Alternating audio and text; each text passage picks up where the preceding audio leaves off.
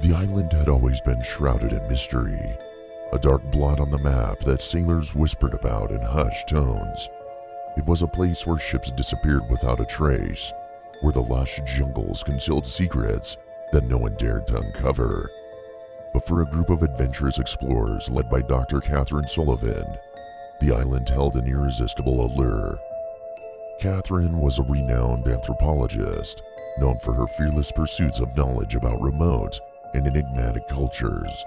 When she received a map detailing the location of the uncharted island, rumored to be home to an isolated tribe with ancient customs, she couldn't resist the opportunity to investigate.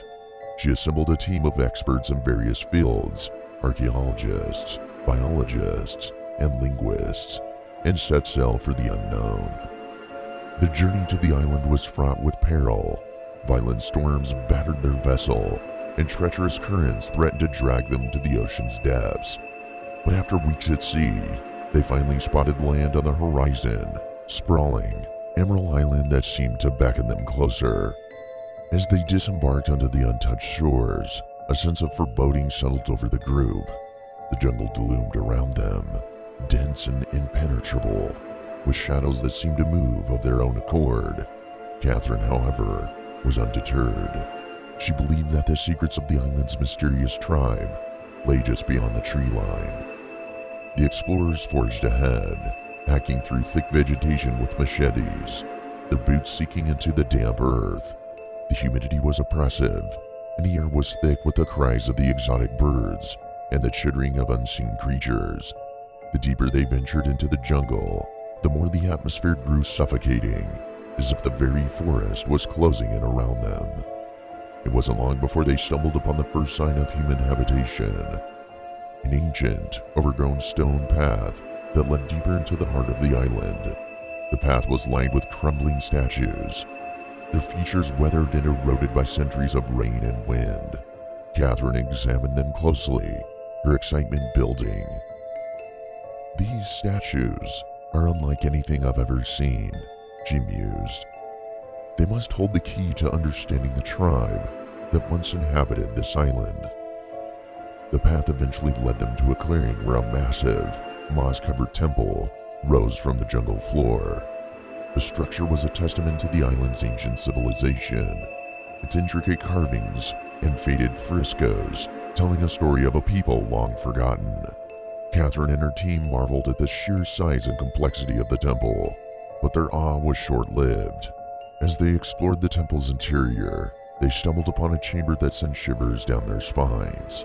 It was a room filled with skeletal remains, bones arranged in grotesque patterns, forming macabre altars and sculptures. The team's excitement turned to unease as they realized the true nature of the island's inhabitants. "These are no ordinary ruins," Catherine whispered. "This is a place of ritual, of dark ceremonies. We must proceed with caution." With trepidation, the explorers pressed on, determined to uncover the truth about the island's inhabitants. They followed a trail of primitive markings deeper into the jungle, a trail that seemed to have been deliberately left behind for them to find. The path led them to a hidden village nestled among the towering trees, a village that appeared to be inhabited.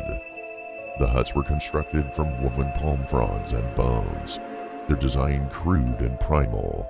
Surrounding the village were eerie totems adorned with feathers, skulls, and other unsettling trinkets. The atmosphere was heavy with the sense of being watched, and the explorers exchanged nervous glances. Catherine's team moved cautiously through the village, their senses on high alert. They soon discovered evidence of recent activity: smoldering fires, freshly harvested fruits, and crude tools. It was clear that the tribe was aware of their presence, yet no one had appeared to confront them. The explorers' unease grew as they explored further, until they came upon a gruesome sight, a clearing filled with crude effigies, each one a grotesque representation of a human figure. The effigies were adorned with feathers and bones, and their empty eyes seemed to stare accusingly at the intruders. Catherine's heart sank as she realized the true nature of the tribe's rituals. "These effigies, they're a warning," she said, her voice trembling. "They're meant to scare us away, Just then, a chorus of eerie chants echoed through the jungle, sending a chill down their spines. The explorers turned to see a group of figures emerging from the shadows of the trees. The island's inhabitants had revealed themselves at last. The tribe was unlike any they had ever encountered. They were tall and lean, with skin darkened by the sun and hair matted with leaves and dirt. Their bodies were adorned with gruesome ornaments, necklaces made of animal teeth, headdresses of feathers, and belts of human bones.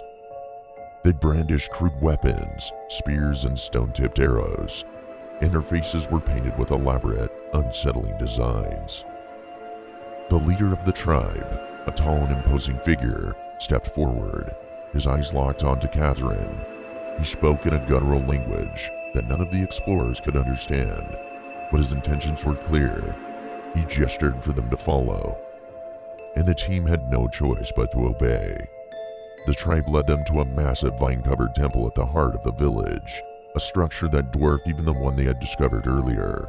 Its entrance was adorned with a grotesque carving of a monstrous, fanged creature, its jaws wide open in a silent scream. Catherine couldn't help but wonder if the temple held the key to understanding the tribe's dark rituals. Inside the temple, the explorers were met with a horrifying sight. The chamber was filled with a sea of skulls, arranged in a pattern that resembled a gruesome mosaic. In the center of the room lay a massive stone altar, stained with dark, dried blood. It was clear that this was a place of sacrifice, a place where the tribe carried out their most sinister rituals. The leader of the tribe pointed to the altar, and then to Catherine, his meaning unmistakable. The explorers realized with a sinking feeling that they were to be the next victims of the island's horrifying traditions. Panic set in as they struggled to find a way to escape. Hours turned into days as the explorers were held captive in the temple. Their fear growing with each passing moment, they were given meager rations of food and water, just enough to keep them alive. They knew that their only hope was to find a way to communicate with the tribe, to make them understand that they meant no harm. Catherine, with the help of her team, began to work on a makeshift translation guide, attempting to bridge the gap between their languages. It was slow and painstaking work, but they had no other option. They hoped that if they could communicate their intentions, the tribe might spare their lives. As the days passed, the tribe's leader continued to watch them with a predatory gaze, his intentions unclear. It was as if he took pleasure in their fear and uncertainty. The explorers began to suspect that they were not the first outsiders to fall victim to the tribe's sinister customs. Finally, after weeks of effort, Catherine and her team managed to make a breakthrough. They were able to convey to the tribe that they were not a threat, that they had come in search of knowledge and understanding. The tribe's leader seemed to consider their words, his eyes narrowing as he regarded them. Then, with a gesture that sent a chill down Catherine's spine, he signaled for the explorers to follow him. He led them deep into the jungle, to a place that no outsider had ever seen, a cave hidden among the tangled roots of ancient trees.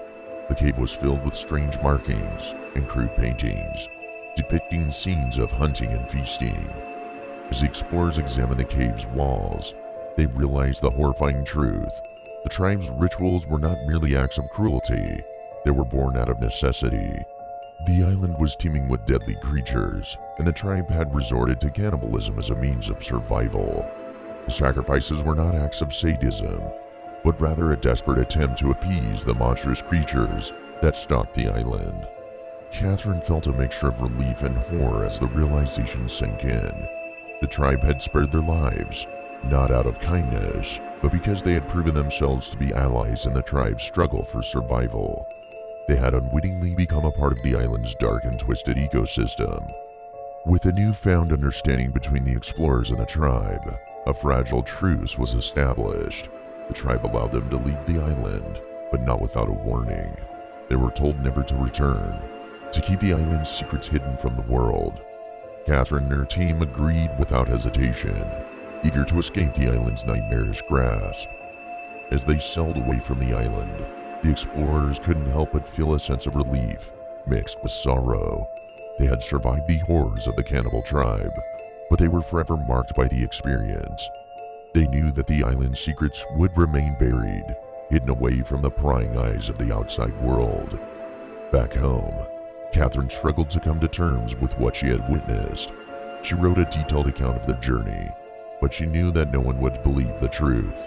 The island and its inhabitants would remain a dark and terrible secret, known only to those who had ventured into its depths. Years passed, and the island faded into obscurity, a forgotten blip on the map. The explorers moved on with their lives, haunted by the memories of the cannibal tribe and the horrors they had witnessed. They had escaped the island's abyss, but they knew that it would forever be a part of them, a reminder of the darkness that lurked in the uncharted corners of the world.